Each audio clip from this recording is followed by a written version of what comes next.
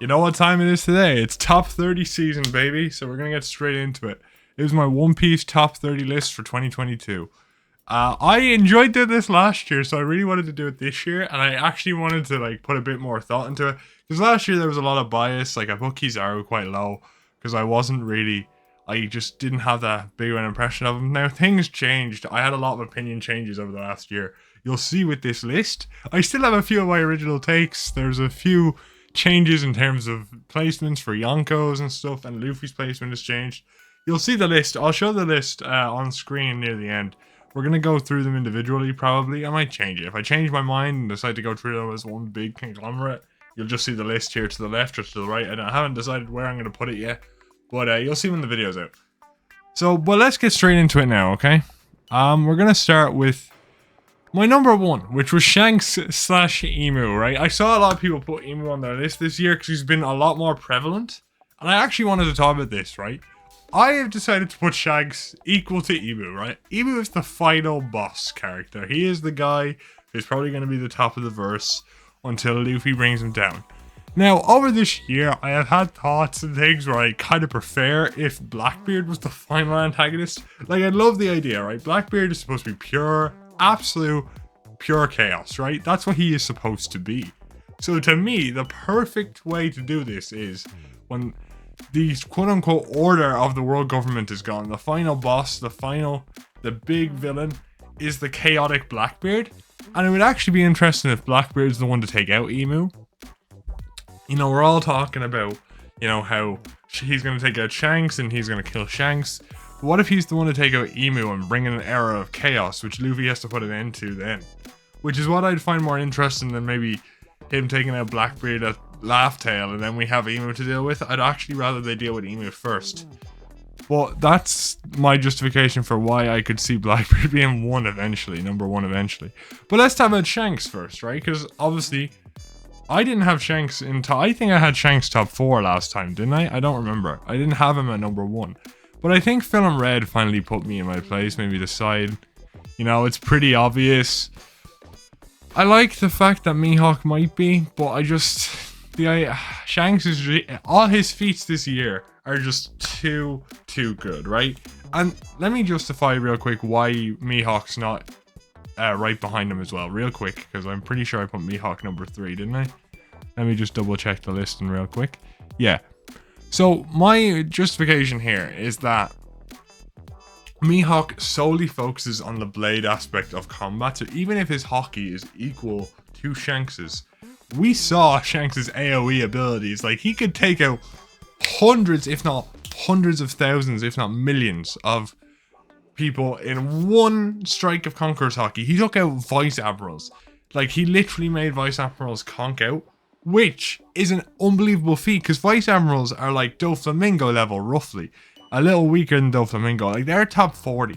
Vice Admirals are top 40, maybe top 35. Like, the highest ranked characters we have here are probably commanders, but just under that would be the Vice Admirals and like Ulti and all that type of characters, right? So to have a Shanks be able to take them out like they're nothing means a hell of a lot to his ability to be a top contender. And the fact that Mihawk focused solely on the sword aspect, I feel like his would be more focused. You could argue he'd beat Shanks on a one-on-one aspect, but in terms of an overall combatant, I think Shanks is stronger because he can take out a lot more people. He seems to have a lot more assets. Like, he can use his ability with more variety than, let's say, Mihawk, who can only really slash. That's his entire code. He has the code of the sword, sort of deal, right? So that's my sort of viewpoint on it, right? And the reason I put him and Emu together is because I feel like it would be so cool if the whole reason Shanks has this amazing respect is because he has the blood of a Celestial Dragon, but he has the dedication of the D-Clan, right? He has the dedication to live and grow stronger and grow will. So he is on that level of Emu. In fact, if his backstory is similar to Emu, like maybe Emu was originally part of the D-Clan and he like migrated and he was the big traitor of the Ancient Kingdom War 900 years ago. So we get this big thing where Emu and Shanks parallel each other. And it could even be a thing where we have him be the one to take out Shanks because Shanks became too big of a problem. But he has to do it himself because he can't do it no one else can do it because they are on similar levels. And to have a quote unquote human be on his level is so disgraceful to him that he rages, right? And I think Shanks being the one to bring out that rage in Emu from that calm, leader-like exterior that we've seen so far would be amazing. I would love that so much, and I think that to me, that is why I put him on that rating. I feel like Shanks is that character, that human character who is on the level of Emu. And you could argue maybe I should put Emu higher by one place just because of the, 16 rays of heaven attack. But to me, right, Shanks and Emu being on the same place not only works for how powerful Shanks is, to me works thematically as well. I don't know. Let me know what you guys think. Number 2, I made this decision. I put this guy at number 1 last year, and I kind of stuck to it this year. I put him at number 2. I put Dragon at number 2. Now, he is the most wanted man in the world. I have said it's for, information. And I said this in my last video as well, but I'll say it again. If Dragon was weak, alright? The Vegapunk flashback to me cemented the fact that Dragon is not weak, right? Because he has been a freedom fighter. He has been fighting on the front lines for ages. He's not just the brains of an operation. He's fighting on the front lines. He obviously has information about the Marines. He's associated with Vegapunk. He is knowledgeable of the giants. So he has to be strong. And to lead an operation like this from such a young age, and to have a kid on top of that, he has to be powerful, man. And for him not to be top 2, I really don't think he could even stand a chance against this new operation. You know what I mean? I think he has to be in the top 30. And actually, or in the top 2. I feel like he has to be at least top 3 to even stand a chance to lead an organization like this to this scale. And actually, I feel like I didn't include Kuma in this list, and I feel like I should have. So, where I feel like Kuma will be, I will say where he should have been when I make the list. But let's continue down. I already made my justification for Mihawk. You saw what I said. I feel like he's probably in 1v1 combat, him and Shanks are probably very similar. But I just think because of his sole focus on the blade, he has less combat utility than Shanks, which is why I put Shanks above him. Because I feel like he's just more, he's like Zoro, right? He's solely focused on the blade. You know what I mean? So his skill set is rather limited compared to Shanks, which I assume has a bigger skill set. So that's my justification for that placement. Next on the list is Big Mom. Actually, this has been tough for me, right? I still put Kaido and Big Mom above Luffy 1v1 because no matter what you say, okay, Kaido to me was nerfed this entire match. He was lifting an entire island. He had fought the Scabbards. He'd been fighting a massive war against all these characters pre actually fighting Luffy 1v1. And you could say, well, Luffy died. But he awakened halfway through the fight, which nearly re-exhilarated him the entire way. He also got to eat. And I don't think you understand, to me, in One Piece, eating is like an instant fix like that. Like Kaido, even if he got to rest, he did not get to eat. Which in One Piece has such a big connotation for like revitalizing characters that I feel like Kaido was at a little bit of a disadvantage there. And Luffy's not that far off him, I'm not going to say that. But the reason I put Big Mom above him was because, to be honest with you, Kaido had a lot of hockey, but we saw he fought evenly with Big Mom, and Big Mom showed off an impressive performance. But I feel like Big Mom's utilization of her Devil Fruit and her showcase against Kid and Law kind of proved to me that she might be slightly above Kaido. Because although I love the Kaido-Luffy fight, it's probably my favorite fight in this year, 100%. It's definitely one of my favorite fights involving Luffy. I do think he just didn't perform as well as Big Mom, I felt. Right? Big Mom was up against two characters who are way weaker than Luffy, if you can see the ranking down here. But their utilization of their fruits to outsmart her were genius. And they didn't even beat her 1v1. They just dropped her off the island. Whereas Kaido was outright defeated. Right? Like, Kid and Law didn't actually beat Big Mom. Big Mom was about to kill them, and they just got lucky with the bombs and shit. Like, if she got back up, they were dead. We saw that. They were drained. She was still raring to go. They were just lucky they kicked her off the island and no one could save her. Do you know what I mean? So to me, the Shonen and Wano to me put Big Mom above Kaido, primarily because neither of them seem to be awakened, right? I don't know. Big Mom, to me, her abilities seem awakened, but Kaido doesn't have the flames around his shoulders. And I can't remember if he went hybrid before he brought Onigashima up to the sky, so we can't argue that he used the flames to lift up the island, and that's why we didn't see them. Now, I do actually believe that he isn't awakened because it actually fits with his character and him kind of losing his belief that he's Joy Boy. So I actually like that idea a lot, that the reason why he wasn't awakened. But if he wasn't awakened and Big Mom wasn't awakened, I feel like her utilization of her Devil Fruit is better than his, and because I feel like their hockey is relatively similar. In fact, because she still has that drive, I feel like she might have better hockey than Kaido. I'll put her above Kaido. Now, look, that position could change back and forth. You know, Big Mom being one of the strongest Yonkos is not something I stood by last year. But this year, it seems cut and dry to me. And speaking of that now, we have Kaido. Alright, let's talk about Kaido briefly, because I talked about Kaido and Big Mom comparisons a lot because I was talking about how I felt about the two of them. But to me, right, Kaido was a fantastic character. I made videos about him because I was a bit disappointed in the backstory and how it went down. But the more I sit with it and the more the anime covers, I do really like his philosophy. And you gotta read between the lines with Kaido, because obviously we couldn't get the Rock's backstory or anything like that. And that's probably the big issue, right? And obviously you could say that makes for a good character, a complex character, but it just feels underwhelming. In fact, it would have been better for Kaido if we didn't get a backstory at all. But in terms of a combatant, right? We're gonna move, in terms of him as a combatant, he was a beast. He showed off the true skill of hockey in so many forms, right? He was an absolute beast. He dealt with so much damage. He came out, still beat Luffy 3 times. I would argue 3 times in this fight, right? And I would argue the only reason he lost was kind of just, I don't think he would have lost if it wasn't for the fact that he was a bit flabbergasted with like the abilities that were showing off. He was like, what the hell is going on here? I think if he was at full power and we got Gear 5th versus full power Kaido would still edge Luffy out. Probably not by the end of Egghead when Luffy's got a full grasp on the abilities that he can use. At that point, I think Luffy would still win. So, I don't know. I might even put, like, I'm giving Kaido the benefit of the doubt here, Kaido and Big Mom. We could have the next 2 characters be above them by next year if we get more displays of their abilities.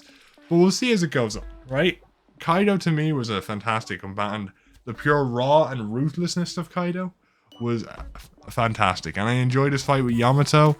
You know, Yamato is a very fun combatant to watch. They were just extremely interesting to watch a lot of the time because of the ice powers and stuff. But combined with their fight with their father, it was really fun. And I think using that to show off Kaido's abilities and how his style of training as well, rather abusive obviously, but fun to see. So Kaido is definitely one of the top 5 combatants, and I feel like he deserves that top 5 spot. But on to number 6, right? We've got Blackbeard. Now, there's one reason I put Blackbeard below these two, because to be honest, he had a worse performance than Big Mom against the solo Law. Now, we don't see what happened at the end, but for the bits we did see, Blackbeard's performance against Law was much worse. In fact, I could argue he definitely was stronger than Law. We can see that he is stronger than Law, but his performance against Law was far worse than Big Mom, who was fighting against 2 characters. I know, to be fair, if this list is showing up here, you'll see where Kid is, and I actually feel like Big Mom should have had an easier time. But still, with his performance against Law in the most recent chapters, I feel like it's not fair to put him any higher than the previous Yonko. Although I do think there's a possibility that when we see his full abilities, as I said, he could be top 1. You know, I would not mind Blackbeard being top 1. You know, the actual pure epitome of a pirate eventually being top 1 would be great. But for now, I think the top 6 is where he belongs. And honestly, though, part of me wanted to put these next two characters above him just because I feel like, you know, Blackbeard's character is still racing. You know, he's still racing to that top level. He's not, I don't know him being there yet already kind of undervalues it. But then we have Luffy who's doing the same race, so it kind of works. Anyway, on to number 7. Now this is going to shock a lot of people because I'm putting Aokiji at number 7. Alright? Now let me talk about why I put Aokiji above Akainu real quick. Because Akainu is number 8. Let's just go ahead and say it. Akainu is number 8. And number 7 being Aokiji, to me, I believe that Aokiji knew what he needed to do, right? He knew the importance. He knew he couldn't get what he needed to get done when he was in the Marines. And I feel like he threw that fight. And I know there's nothing to be said about that, right? I know there's nothing to back it up. But just everything we hear about Aokiji, everything that's been displayed, I just think Aokiji is better. You know, if he's able to be in a Yonko crew and be strong enough to the fact where he can do we see him do loads of stuff. He can take out an entire island with his ice. Like, I don't know, man.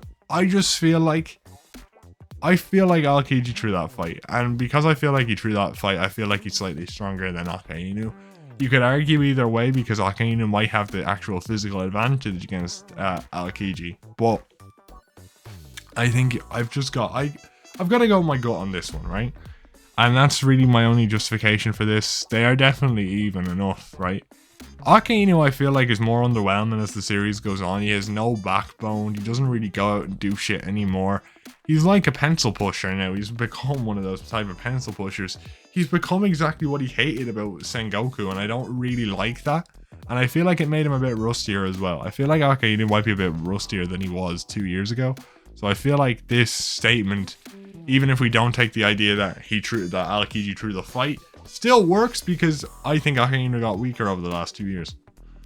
But moving on from that, we put Akainu 8th on the list. And yes, he's still above Luffy, but we'll talk about that later, right? Akainu's 8 on the list for various reasons, alright? He is still the Fleet Admiral, and I feel like 8th for a Fleet Admiral is considerable. I feel like you can't have the absolute leader of the Marines be lower than the top 10, so I feel like 8 is a pretty good number. And my opinion on the original 3 Admirals as a whole, like, have changed over the last year. Like, originally I put all of them pretty low compared to where I would now. But let me explain that when we get to Kizaru and the characters like that, right? But Akainu, to me, because he's the Fleet Admiral, has to be to a certain standard now. But also the fact that the way he talks is relatively confident, and if I have that much respect for Aokiji and Aokiji's powers, you kind of have to put Akainu to that degree as well. So I think 8 is a solid number for him. Now 9 is our Lord and Savior Monkey D. Luffy, alright? What can I say about the greatest main character to ever do it, right? This year has just been fantastic for Luffy. His stocks have risen like wild. I have loved this. Oh my god, this year is insane. And on that man, who isn't saying 1045 is their favorite chapter of the year? That chapter was wild. His performance this year has been crazy. Unbelievable. It's been one of the most enjoyable. It's just been so bloody enjoyable this year. Honestly, his performance against Kaido, against Lucci, just in general, everything he's done this year has been crazy. And the fact he's reaching the top 10, my man is on the up and up. He's a Yonko now, man. What can you say? The reason I have him below Akainu and Aokiji is not because I think he's weaker than them, but I think they are considerably on the similar level, but they have a better grasp of their powers, whereas Luffy might not yet. I feel like by the end of Egghead, or at least by the end of the year, Luffy's probably going to be top 5, is probably going to be above Kaido. But I feel like as of now, as of January 3rd, I think Luffy is definitely 9th. I think 9th is a reasonable place to put him. He is still the GOAT, right? Luffy is fantastic this year, and I can't wait to see more and how Oda will write him. And how can you not like Gear 5th? It's like so good. So good, so versatile. I talked about versatility with Shanks. Year 5th is peak versatility. What can I say? It is fantastic and I love to see it. Now on to that final spot, and I think it might surprise. From what I remember, it's a surprise. I put Ben Beckman at number 10. Right, and you'll see a lot of Shanks bias in terms of where these placements are going. Shanks crew bias. But I just think, to me now, Film Red showed off that Shanks' crew are just on another level, right? Like, I have every one of his, like, top 4 combatants on this list, which will tell you how I feel about Shanks' crew now. It has to be on another level. To do what they did in Film Red and to have that impact and to have that say they have to have a certain level of power. And for Luffy to be just now being above the second in command for the red-haired pirates, to me makes a lot of sense. Okay, so Ben Beckman being there is pretty reasonable. But going on from Ben Beckman though, I want to talk now about number 11, which is Kizaru. Kizaru, now this is an interesting take because I believe I had Kizaru at 23 last year. So this is a big rise in my opinion of Kizaru. And let me speak on why. Over the past year, a lot of people have probably gone down in their opinion of admirals because of, because of Green Bull's performance against Shanks and all different things like that. And hell, his performance against Momo. We don't talk about that, boys. I was nearly about to not put him on the list for the pure fact of his performance. But the fact he was able to take out King kind of had to make me put him on the list. But talking about Kizaru, right? We have to talk about Kizaru here. I believe all of the original 3 Yonkos, all the original 3 admirals are Yonko level. I do not believe the two newer Yonkos are 2 newer admirals are Yonko level. I believe the old Yonkos in Kizaru, Aokiji, and Akainu are all admiral level at the moment. Are all Yonko level at the moment, right? I believe that fact, and because I believe that, I felt like putting Kizaru just under Ben Beckman because of the gun scene, that sort of thing. I think that's a reasonable placement for me. I was going to put him top 10, have him close at the top 10, but I feel like Ben Beckman, because of him being able to do that without Kizaru reacting at all, makes me think he might just be slightly above Kizaru. And I think 11 is good for Kizaru, a Yonko level combatant. I'll talk about when I feel like he is probably the only character. Let's look at the list real quick, alright? I'll go to number 12. I'll tell you when I think the people who could fight Yonkos one-on-one ends, right? I will. I think it ends at 14. I'm not going to lie to you. It might end at 14. And I think I might have put him a bit too high on this list considering his performance last chapter. But we'll move to number 12 real quick. Number 12 is Law himself. Law's performance this year is unimaginably fantastic. I'm sure many of you understand. Law showed his versatility. He doesn't even have Conqueror's Haki and he's competing with 2 Yonkos this year. Regardless of the fact that he had help from let's see, where's Mr. Kid on this list? He had help from number 24. But still, I still think Law's performance this year was unimaginable. It was so good. His ability can just replicate Devil Fruits like that. It is mad. It is insane. And I love it so much, right? And I think the fact he was able to fight against Blackbeard, you have to give him that respect. That respect of a Yonko level combatant.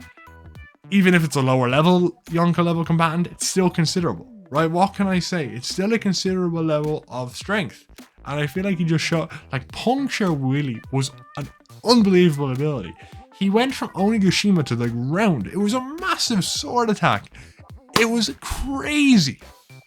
Like, let's not undersell Law's ability right here. He's number 12, but, like, you could have made an argument for him being in the top 10. And I'm just not the guy to do that because I feel like both Kizaru and Ben Beckman will have some sort of Conqueror's Haki. I don't know. I think that'd be a cool idea. But we're going to move on now to number 13. And I know I put this guy high last year, but I'm going to do it again. Sabo. Alright, Sabo is the second in command of the Revolutionary Army. And I'm still going to bring up the fact that he was able to fight against Fujitora and Green Bull at the same time. And get out relatively unscathed from Marijoa, right? and also survive the shockwaves of the 16 Heavenly Raids yoke. Well, we're assuming, but if he didn't, then this changes. But to me, Sabo has shown that he is such a top level combatant. In fact, you again, just like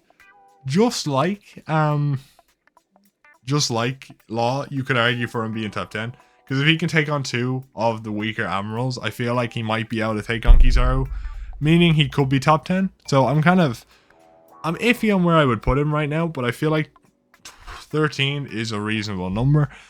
The next one I'm not so convinced about, but I feel like Sabo's abilities have spoken for themselves, and we'll see him as he gets on, and I believe personally he will fight Akainu. I feel like it's the perfect way to end a story, for him to fight Akainu and for Luffy to go on ahead, or to at least fight Akainu with Luffy. I feel like that's a story that has to happen. So I feel like for him to, and I feel like with that in mind, and also the idea of what he is showing off in the story, I do believe top 13 is a reasonable placement for him. The 13th place. Now on to number 14, which is where I think the Yonko caliber characters end. Right? I do feel it's close, really close, but Rob Lucci got absolutely embarrassed. Alright, he got embarrassed by Luffy. So I feel like I don't think Rob Lucci will be able to go up against the Admiral like Law did, right? Or go up against the Yonko like Law did. I feel like it'd be close enough, but I do not think Rob Lucci could be at that caliber.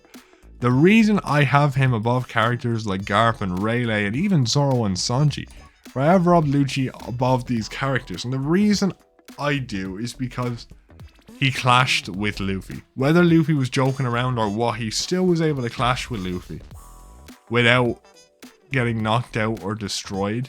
So you have to give him some respect, even though he got railroaded and completely wrecked afterwards, like a hole through the stomach wrecked. You know what I mean? So there's still a lot to be said in that regard. You could argue I'm putting him way too high and Zoro and Sanji should be up here. But I don't even know why. I think I can justify more my next few picks. I can't justify, the only justification I have for Lucci's rating is the clash with Luffy and the fact he went up against him for 2 chapters without much difficulty, and then near the end Luffy just steamrolled him. But I feel like that's a reasonable placement. You could argue him being where Zoro is instead and having Zoro and Sanji up here, but there are reasons I didn't put Zoro and Sanji above him, and it's more because of the other characters I listed rather than Lucci's placement. Speaking of which, for number 15, we have Shiryu is it Shiryu the Rain? Is that what it is? Now, he is here for one reason and one reason only, is because he is, to me, Zoro's final opponent in the series if we have Blackbeard as the final antagonist. And I feel like having Zoro be stronger than his final opponent now would be ridiculous. So I feel like Shiryu the Rain needs to be stronger than Zoro. That's why Zoro's not up here. To me, Zoro would be up here. Zoro would probably be above Sabo. But to me, the fact, I don't see Sabo being weaker than Shiryu, and I don't see Shiryu being weaker than Zoro, so Zoro had to be brought down because of my opinion of Shiryu, right? And to me, right, he has to be stronger than Zoro, okay? Story-wise, it just has to be a thing. I could not see a story where Shiryu is weaker than Zoro right now, and he's still one of the final combatants for Zoro in the series. Like, Shiryu, there's a possibility that Shiryu might be stronger than Mihawk by the end of the series, depending on when we get that Mihawk fight with Zoro, right? So that's really my only justification for this, but let me know what you guys think later on.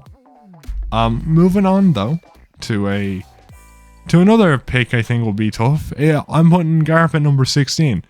Last year I put Rayleigh above Garp, and actually we're just going to talk about the two of them now, right? We're going to talk about Rayleigh and Garp. Garp is just above Rayleigh, and the reason I put Garp above Rayleigh is because he feels more confident against Blackbeard, in my opinion, based on the last chapter, than Rayleigh does. Rayleigh just didn't seem that confident against Blackbeard. He outright admitted, I just couldn't beat this guy now. Maybe back in my prime, but not now, right? And those are really heavy statements for me with the Blackbeard stocks.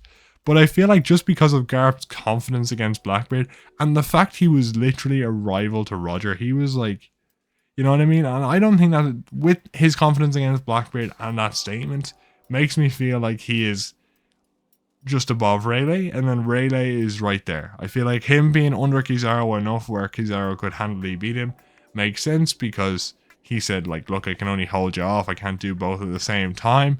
So I think this is a reasonable rating. In fact, I think it's a very good rating for both of them, but I feel like it's more realistic. The only thing you might argue is, why is Sengoku so much lower than them? But I have my reasons for that as well, which I'll talk about when I get there. Now, number 18, because we talked about 17 and Rayleigh, number 18 and 19 are Sanji and Zoro.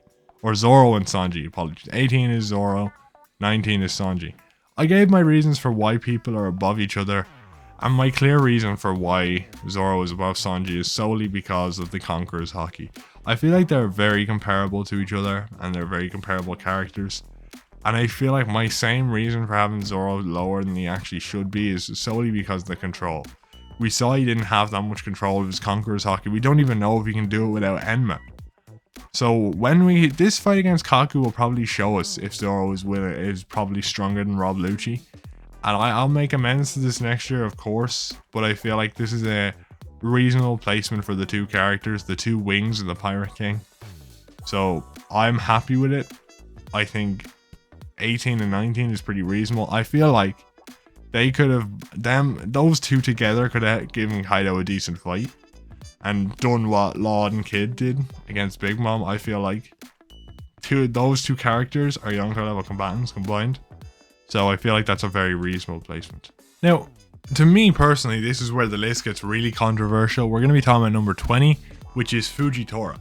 Now, I know a lot of people might say, well, Fujitora is definitely above Zoro and Sanji at the minute, but I don't think so. I think the original Admirals, as shown by Green Bull's the new Admirals as shown by Green Bull's performance, are much weaker than the original Admirals. I have a lot less ability, but also, I don't know, okay? Fujitora did not deal with Doflamingo. Yes, he had other reasons not to, but the fact he wasn't able to just deal with him straight away, and like, it was a lot. He couldn't deal with the birdcage. All right, let's talk. That's the main reason. He could not deal with the birdcage. So to me, I don't think he's that strong. You could argue he doesn't even have Conqueror's Haki, because he wasn't able to deal with the birdcage, and we've seen that Conqueror's Haki and strong enough Haki can deal with abilities like that. So to me, putting him here is a very reasonable number, just above the number 21, which is the original Fleet Admiral, Sengoku. The reason I have Sengoku so low right now is because it seems like he's a lot more drained after Marineford than Garp was. I thought Garp was a lot more drained, but he still seems to have that spirit. Whereas Sengoku, it seemed to be gone. So I feel like he's a lot weaker than he was before, which is why I have Garp and Rayleigh so much higher than him. So I feel like 21 is a reasonable number. Now, number 22, from what I remember, let me just triple check before I tell you exactly. Now, number 23 might be a very confusing one, considering what I said about Fujitora, right? But I put Yamato in number 23, right? And Yamato as a character, in terms of their abilities, was very, very interesting, right?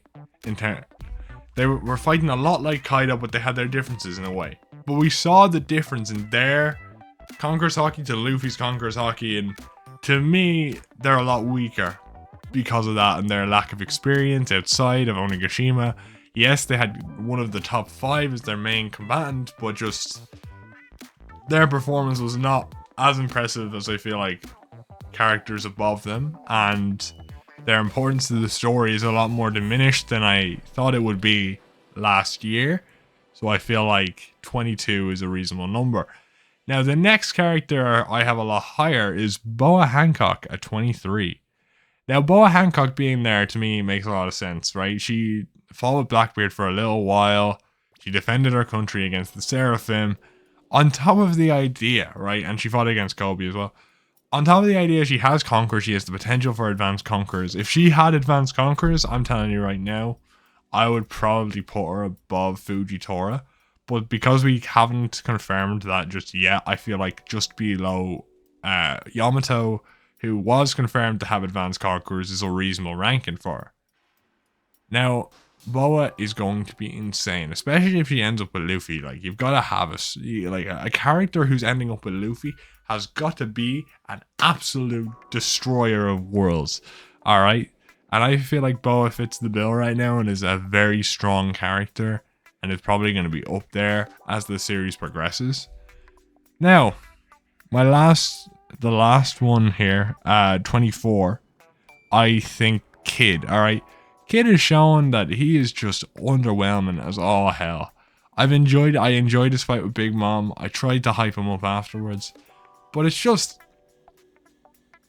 I don't know. I feel like all his big attacks were all set up by Law, and Law did a lot of the final bits of damage as well.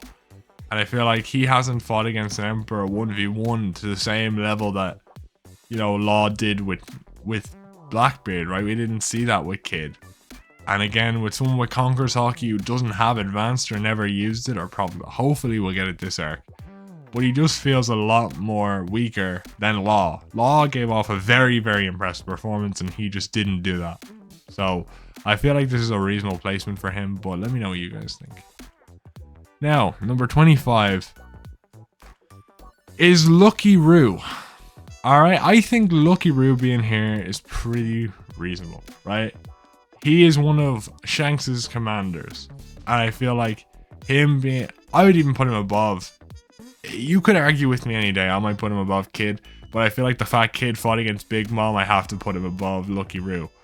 I'm giving Shanks's crew a lot heavier and higher ratings this year. Just because of Film Red, and I feel like with Lucky Roo being so close to Shanks in terms of, relationship, I feel like he has to be reasonably strong, and I feel like 25 is a good number. And just under that is one of my favorite characters in Marco the Phoenix. Marco, I feel like, has to be 26 because he gave King and Queen at the same time a run for their money, more so than pre-Advanced Conqueror Zoro did. So you kind of have to put Marco there. His performance in the Onigashima War was brilliant. He acted as support, but also did some decent ass damage. And you've got to respect the man, the Phoenix, the absolute goat that he was. All right, you got to respect it. You have to respect it, and I do. And I think I'm very happy with the 26th placement. I think Shanks's crew being above Whitebeard's first in command to me makes sense, especially if Shanks is going to be that high up. But right underneath him, I'm going to put Green Bull. And the reason I put Green Bull this low down is because that was so pitiful. His performance against Shanks was so pitiful. I believe even Fujitora put up a decent fight, right? Fujitora would clash with him a few times, and it would be a reasonable fight, right? Shanks would win whole-handedly within like 5 minutes, but for those 5 minutes, you'd think Fujitora might have a chance because he'd put up a reasonable start to the fight. Green Bull literally just collapsed. He collapsed on the ground like he was a wimp. He did nothing of note at all. It was pitiful, and I feel like I had to put him above King and Queen, unfortunately, just because I thought, you know what, like he beat them. Even if they were worn out, he did beat them. We saw them be completely destroyed by him, so he has to be there against my will, might I add, but he has to be there. I put Yasop underneath him at 28, right? I put Yasop underneath him at 28. And I love Yasop in terms of his abilities. I think he showed off a lot. I think Yasop early on was like, I didn't really think much about him, but Film Red and stuff. Again, Film Red is going to be a lot of it. I think they showed off that Shanks' crew is supposed to be like this ungodly crew, right?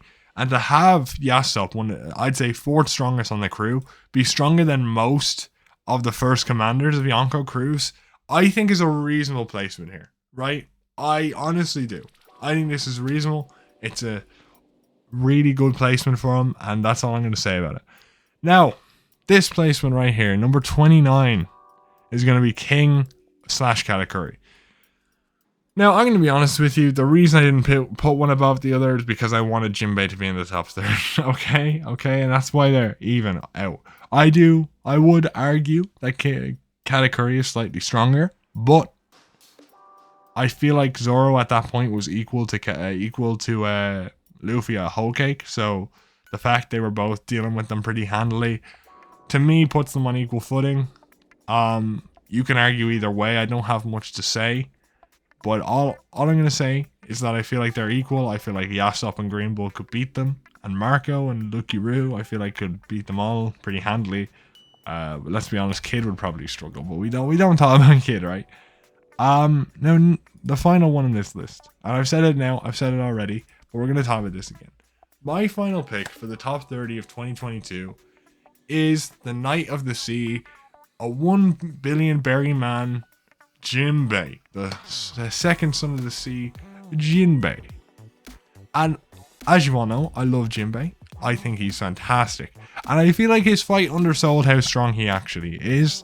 I feel like he could have beaten Queen. I don't know if he could have beaten King, but I do think he could have beaten Queen. I think Jinbei, the fact he got a higher bounty than Sanji, shows us that they are on similar enough levels. And I feel like putting him on number 30, because we didn't get to see him fight a combatant that's comparable to anyone that Zoro and Sanji fought this arc, I think that's a reasonable placement. And we'll see as this series goes on if Jinbei is stronger, in my opinion, than Sanji, or weaker than Sanji.